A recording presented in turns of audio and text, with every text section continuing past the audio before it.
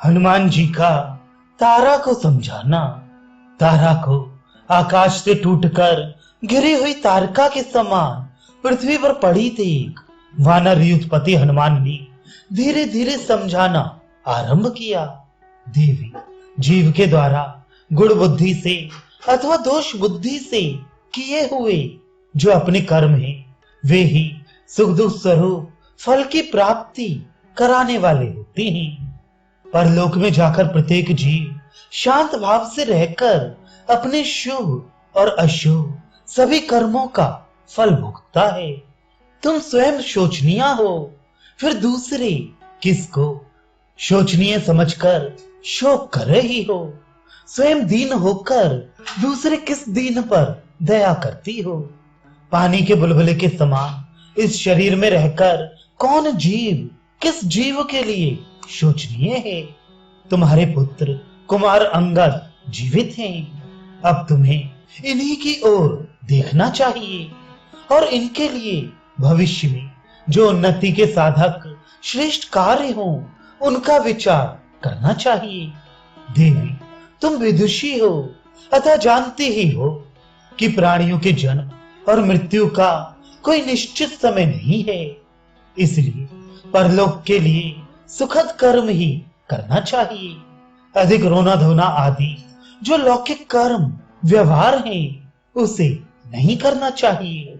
सैकड़ों हजारों और लाखों वानर जिन पर आशा लगाए जीवन निर्वाह करते थे वे ही वे वानर राज आज अपनी प्रारब्ध निर्मित आयु की अवधि पूरी कर चुके। इन्होंने नीति शास्त्र के अनुसार अर्थ का साधन राज्य कार्य का संचालन किया है। ये उपयुक्त समय पर साम दान और क्षमा का व्यवहार करते आए हैं।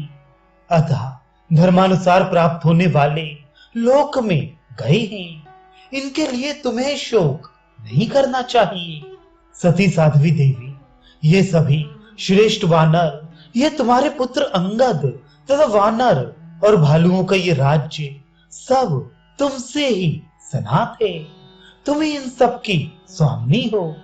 भामिनी ये अंगद और सुग्रीव दोनों ही शोक से संतप्त हो गए हैं।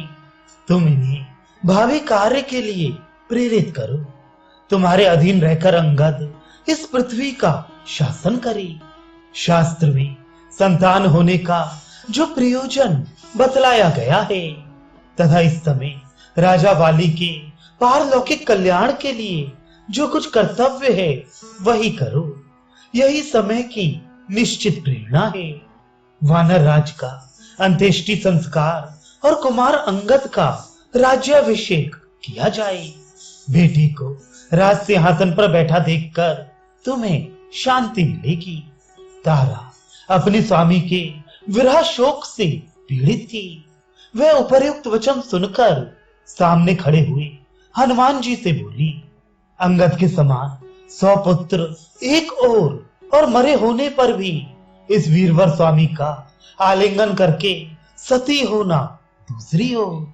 इन दोनों में से अपने वीरपति के शरीर का आलिंगन ही मुझे श्रेष्ठ जान पड़ता है। मैं ना तो वानरों के राज्य की स्वामिनी हूं और ना मुझे अंगद के लिए ही कुछ करने का अधिकार है। इसके चाचा सुग्रीव ही समस्त कार्यों के लिए समर्थ हैं और वे ही मेरी अपेक्षा इसके निकटवर्ती भी हैं। कभी श्रेष्ठ हनुमान जी अंगद के विषय में आपकी यह सलाह मेरे लिए काम में लाने योग्य नहीं है। आपको यह समझना चाहिए कि पुत्र के वास्तविक बंधु सहायक पिता और चाचा ही है, माता नहीं। मेरे लिए वानर राज वाली का अनुगमन करने से बढ़कर इस लोक या परलोक में कोई भी कार्य उचित नहीं है। युद्ध में शत्रु से जूझकर मरे हुए अपने वीर स्वामी के द्वारा सेवित चिता आदि की शैया पर शयन करना ही मेरे लिए सर्वथा योग्य है।